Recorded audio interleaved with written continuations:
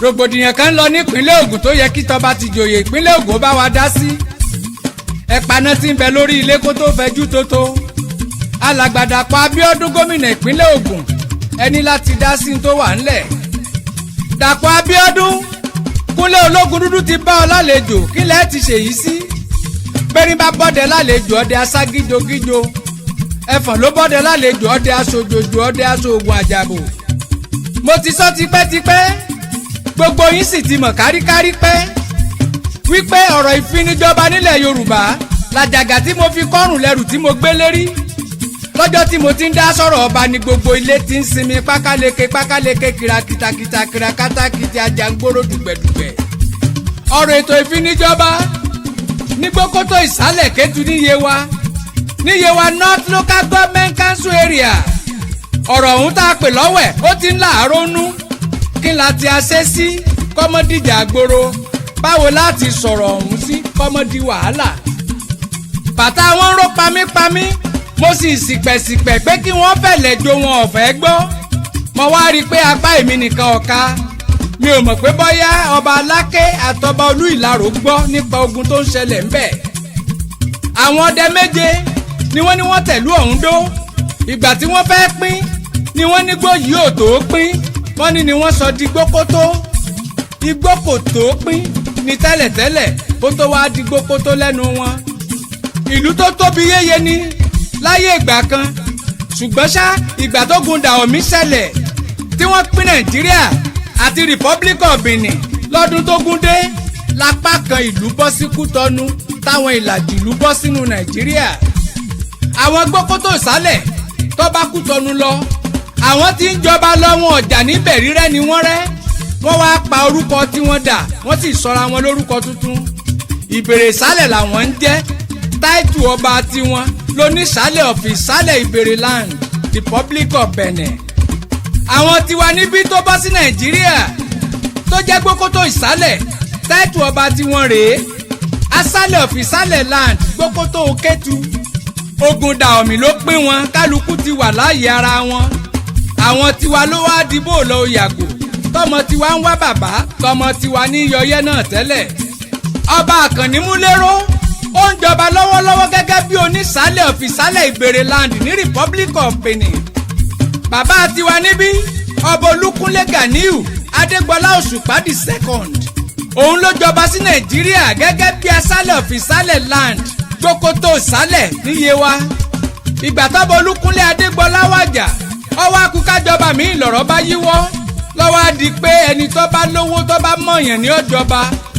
ètò ìfinijọba tó ti wà nílẹ̀ wọn ò lò mọ́ wọ́n wá so gbogbo di dàrúdàpọ̀. gọ́vnà Dàpọ̀ Abíọ́dún o gọ́vnà Dàpọ̀ Abíọ́dún o mo fẹ́ kó kíyèsára gidigidi. ìgbẹ́ bíntín létí àwo gbẹ̀gìrì bójú bá kú òun bẹ̀ ọkàn ńkọ́. gbogbo iṣẹ́ ribiribi tó o ti ń ṣe nípínlẹ̀ Ògùn aṣọ àlà ni. Abíọ́dún o ti lórúkọ rere ṣọ́ra fáwọn kàńdá tí ń bẹ nínú rẹ̀ sí ẹ sọ fún nílé kọ́mọ́ dojú egbò délẹ̀. Dàpọ̀ Abíọ́dún o má jẹ́ kí wọ́n tì ọ́ ní tìkùtì lórí ọ̀rọ̀ Gbokoto-Isàlẹ. gbogbo ìtàn tí wọ́n bá pa fún ọ wò ó dáadáa. gbogbo ìwé tí wọ́n bá kọ wá ẹ ṣàtúpalẹ̀ rẹ̀ délẹ̀. wọ́n ní kíníbolo kéjìbolo pàǹbolo ń bokùn. bí wọ́n ti ṣe é níjọ́sí tólúkúnlé fi jọba kí ló dé tí wọ́n fẹ́ ṣe bẹ́ẹ̀ mọ́. kí ló dé wọ́n ní jẹ́ kí n jẹ ní máyòódùn. ṣebí Olúkúnlé nìkan ni wọ́n ṣayé fún ni.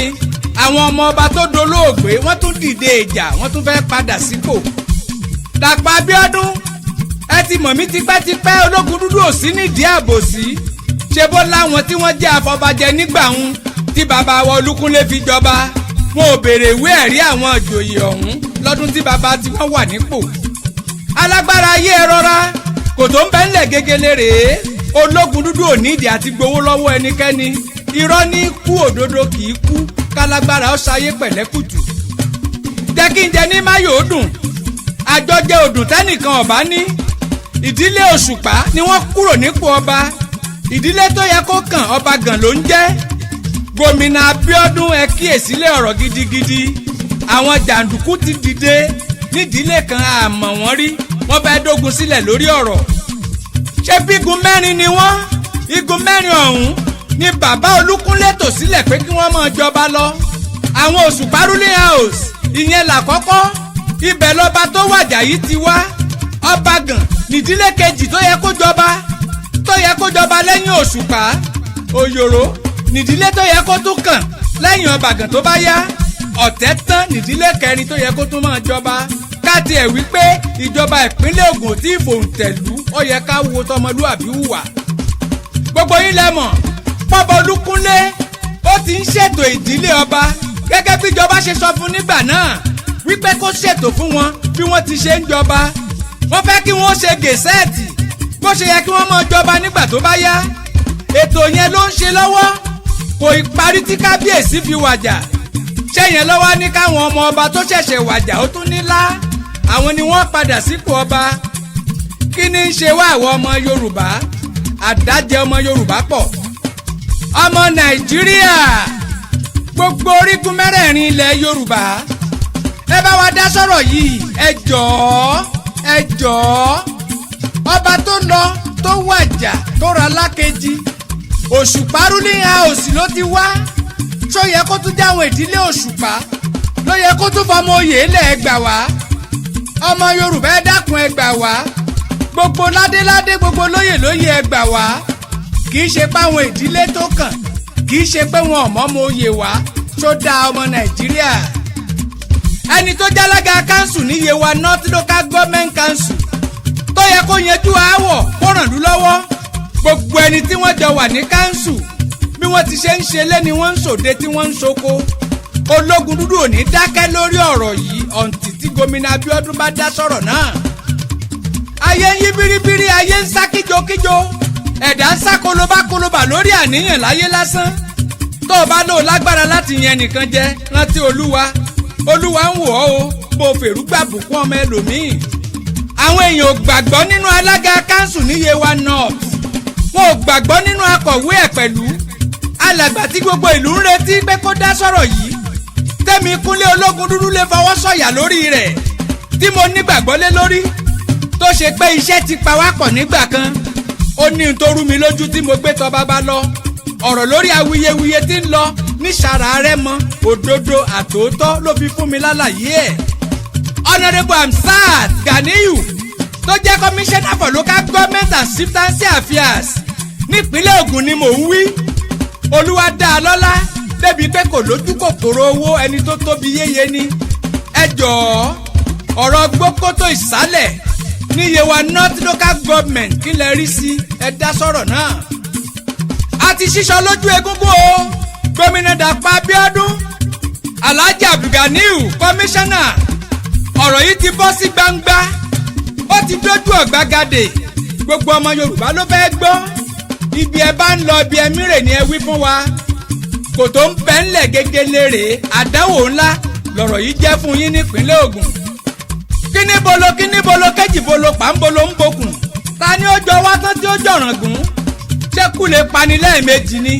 Ológundúdú dé ti polówó ikú tantan òjìgìjìgìdì rí irúnmọlẹ̀ ọ̀gbọ́nra jìgìdẹ́rù ògùn. àwọn kan ń sọ wípé aṣálẹ̀ tó tẹ̀lú Ìsàlẹ̀ dò Ilé Ifẹ̀ ló ti wá. wọ́n ló gbádé lọ́wọ́ ló ṣe wá jọba nílùú wọn. gbogbo ẹni tó bọ́ ọmọ ọba wá iṣẹ́ oko ni wọ́n ń ṣe. bẹ́ẹ̀ làwọn kan tó ń sọ pé ọmọ Dàọ̀mì lọ́ba Ìsàlẹ̀. ẹ̀yin tẹ́ ẹ ní Dàọ̀mì ló ti wá. ta ló sọ fún yín pẹ̀ràn Dàọ̀mì ń dádé? ṣé wọ́n lọ́pàá àṣẹ ni? ó ti yé wa nínú ìtàn àwọn ọmọ Odùduwà wípé ọmọ Oòduà láṣálẹ̀ tó tẹ̀lú Ìsàlẹ̀ dò wọ́n ti rí tọpa rẹ̀ nífẹ̀ẹ́. Ológundúdú dé o. àwa ò ní dákẹ́ nítorí àwọn ọ̀fẹ́ kó gun ó ṣẹlẹ̀. àtúnṣe là ń fẹ́. kò sẹ́ni tó paná ògo Òṣùpá. ẹ̀kẹ́ sálára ẹ̀kẹ́ sájèrò ẹ̀pọ̀ wárangún àga. ọ̀rọ̀ tó bá ti ń pẹ́ lápẹ́jù gbígbọ́n ní gbọ́n ẹni ayé ń fẹ́ ò lábùkù. èmi ò mẹ́ni tó fẹ́ jọba mi ò dẹ̀ nídìí àti mọ̀ wọ́n. ìdílé wo ló lọ ìdílé wo ló kàn ní tèmi lèmi ń fẹ́. mo ti lọ ìlú Gbokoto-Isàlẹ ní Yewa mo ti lọ wádìí ọ̀rọ̀. àwọn tí wọ́n ní wọ́n ń ṣagídí tí wọ́n fẹ́ fi tìpátìkúùkù yí jọba. ṣé bí wọ́n ní ìdílé Òṣùpá ruling house ni wọ́n ti wá.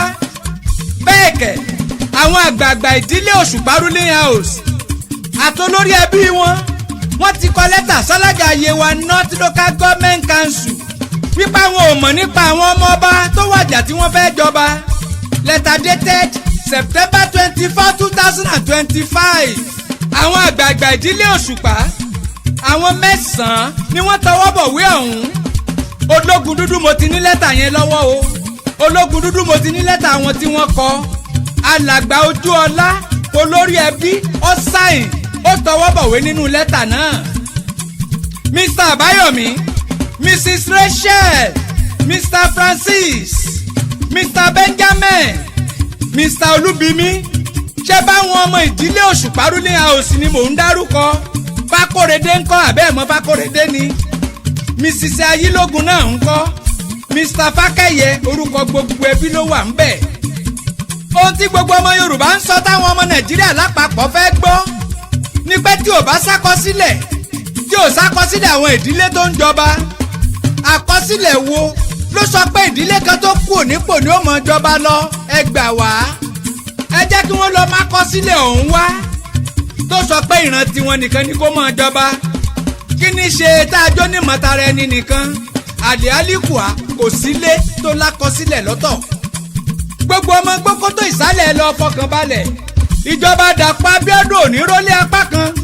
Abdulganiu Hamzat kì í ṣalábòsí rárá. Kúnlé Ọlógùndúdú ò ní gbà kẹ́nìkan yẹn nìkan jẹ. Àwọn adájọ́ ìpínlẹ̀ Ògùn wọn ò lè ṣàbòsí bẹ́jọ́ bá tiẹ̀ dé kóòtù. Tí wọ́n bá bi yín léèrè wípé ta ló kọrin ewì sínú àwo, kẹ́ ẹ sọ pé Kúnlé Ọlógùndúdú ni, Kúnlé yín ni, Kúnlé yín ni, Kúnlé Ọlógùndúdú ọkọ sọ́jà ọkọ òṣèlú, ọ̀kan ṣoṣo ọmọ líle tó dù á bí irun wọn lẹ̀ tí lébìrì kọ̀kọ̀. Ẹ máa múra.